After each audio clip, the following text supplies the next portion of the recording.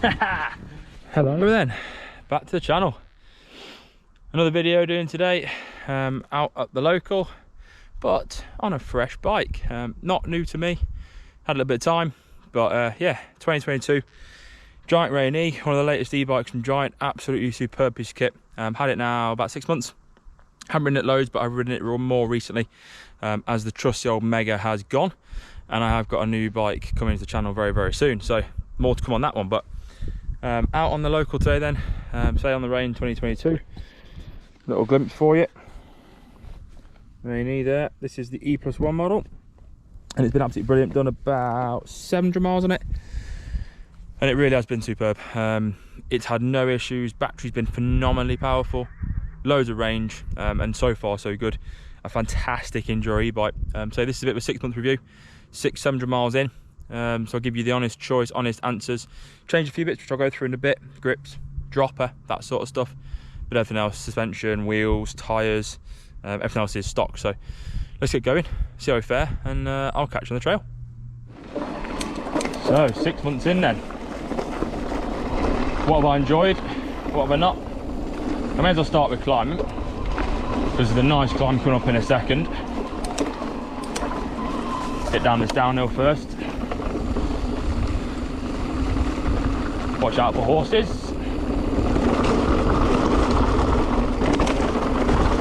Looks pretty clear today.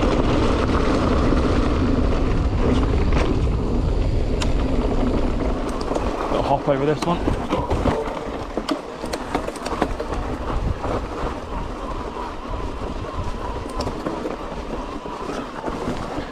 Don't get me wrong, every e-bike climbs well, and personally, on an e-bike you may as well have more travel.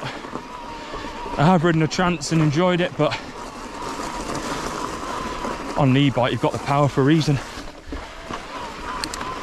Why not have that travel? Because look at that, that was easy. I can categorically say that climb is a bugger on an analogue bike. In boost, motor's ridiculously powerful on this thing. Whew. Climber wise, it's superb. I don't think any e-bike can really climb badly. People will say others climb better than others. Like, on the whole, an e-bike's an e-bike for climbing. The way they descend is obviously what you buy them for in reality. This one climbs perfectly. So it's in high mode, so seat angle is about 78 degrees, which is steep. Head angle is about 64.5. Nice and slack. More than slack enough for what people are going to ride this bike for in reality. If you want to have an Alps bike, admittedly you buy it for the Alps and you flip it, leave it in low and enjoy it, but bottom bracket's a nice height and high. I don't find I bottom out very much. Large bikes are a 165 crank arm. Small, medium are all 160s, and then a large and XL are all 165s. So there's options from Hope and people if you wanted to go long on the crank arms, that is possible. But I found these 165s with a high mode has been perfect. It feels heavy, don't wrong, but don't all e-bikes. You can put it into a corner and the grip is staggering. As I say, I've been getting used to this a bit more recently, and it has been very good. I think the more you get used to them, the better they get, if that makes sense. I think you get used to the weight, you get used to how they handle, and get used to slowing them down, because boy, that's an issue. That is one thing I have found. These XT brakes, whether it's the sintered pads in them or what, they are pretty rubbish. Onto a downhill then. So smart mode, it adjusts your power depending on what you're putting in, elevation, uphill, downhill. Don't like it uphill, love it going down.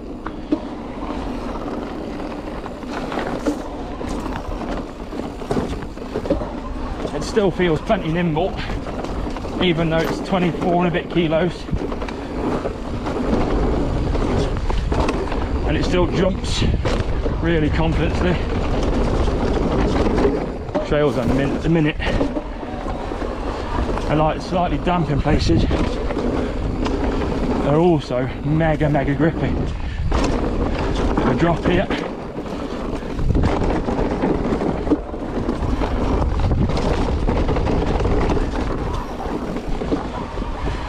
sprint through the trees. Now, above that limiter, what's it like? Well, actually really good. I've done a bit of commuting to work on this, and that involves a mix of road and off-road. And above the limiter, yeah, don't get me wrong, it's a heavy bike with heavy tyres, but the limiter cuts out about 15 and a bit mile an hour. I've been averaging over 16 to work and back, with about 1,200 feet of climbing, so you can see it's not bad at all. A steep section here on the inside. On this sort of stuff, even though it's quite techy, it doesn't half go well. A bit tight there with the 800s. A bit steeper here.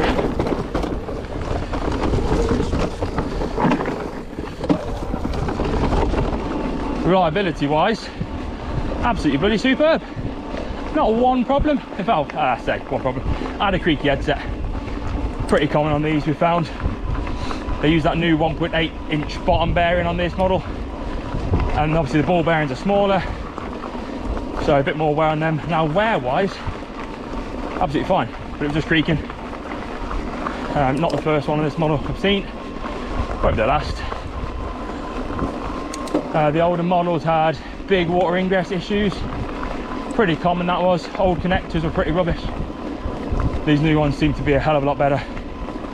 So I haven't treated this particularly well, and it's been absolutely perfect. I do smash it around and boost quite a lot. Yeah, so reliability wise been very, very good. Battery been superb, still lasts 40 miles if ever, 50 miles from doing a bit of pedalling, which is ridiculous for this sort of e-bike. I do genuinely think you could go for miles with one.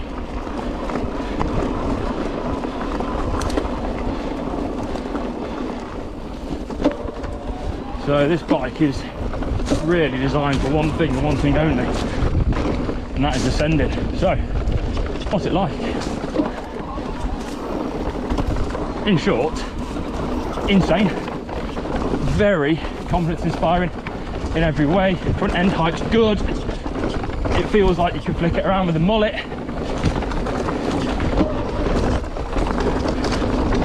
Feels comfortable when you're on the pedals and not.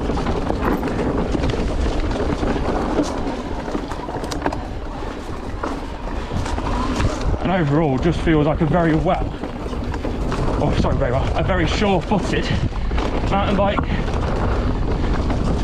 Admittedly, with it being an e-bike, it's always been more short-footed because of the weight, but the way you can put it in a corner and still move it around, which many e-bikes you can't do that. So that's because it's a mullet, or I don't know, but considering the weight of the thing, it's a bit sketchy there. Yeah, considering the weight of the thing, it's very manoeuvrable, even a 38 in the front. Ooh, this bit's got very tight with the bracken.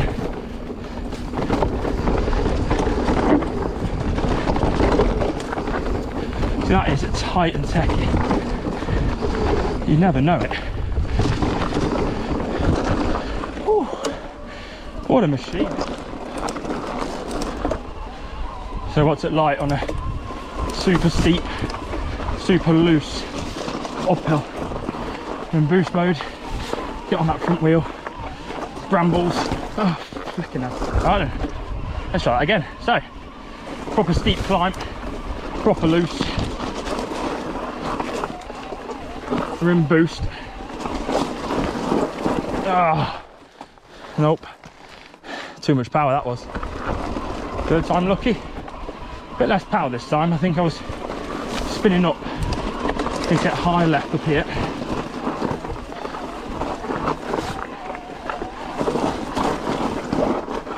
Ah, no. Just too loose. Try this one instead then. Woo. So we're in boost. Still a pretty decent climb this. flattens out a bit here. That motor, the way it gives its power is I don't think any motor gives just the... I've ridden a lot, I've ridden Levos, Maridas, the Shimano E8000 EP8, but the new PWX3 Yamaha, it's 85 Newton meters. It's insane. It's so good. Just power wherever you want it. XT then, love the group set. Reliable, apart from the clutches. I've seen a few clutches on these XT mechs not been that good. This one's been fine. Even under full power, the way it still shifts gear, like boost, the way it still changes gear is so good. XT has always been dependable, and even 12 speed's no different. The SRAM stuff can do slightly better on e-bike because of the one-click shifters, but XT's been focused on this one. Love that. It's way too short, hence this longer dropper. I've now got a 200 on rather than 150, 160. It's got loads of standover, like tons of standover. So for that reason you can run much bigger droppers. Not quite sure why they don't put long ones in, but I say having a large frame size, 490-ish reach, steep seat angle though, and a 200's easy, and it's needed because the bike can handle it. You're always pushing on this sort of machine, so you need somewhere you can get lower, more at the back of the bike, and then just hit more aggressive trails. Everything else, been faultless.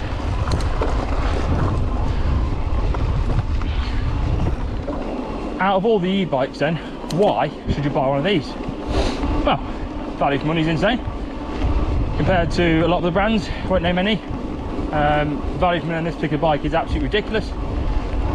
Motor's phenomenal. Battery strong, battery life is ridiculous with a new motor battery. A very, very good combination, I've found personally. So I've been getting like 40 to 50 mile out of a charge, sat in boost the whole way. Been very, very impressed by the way the battery does it. The smart mode where you can simply just turn the e-bike on and just pedal it, and it does everything for you. It's the only motor with an accelerometer and a gyroscope in the motor. So if you're going uphill, it'll give you more power. Downhill, it'll take some off you.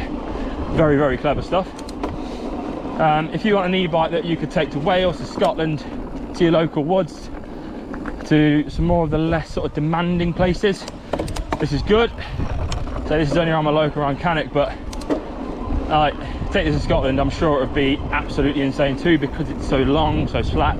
But as I said, like in that high mode, it doesn't feel chunky when you're riding less aggressive terrain overall. But like a smidge over 6 grand, 6,299 quid these are. Yes, hell of a lot of money, I get that, but in e-bike terms it's not, and that's where we're at nowadays in the bike world. It's not a lot of money. You want to do it then? Oh, nice little jump there. So down to the last descent then, keep it rolling. I do like this descent. That's where the bike should shine really. After 6 months I've been very, very impressed. Oh my good God.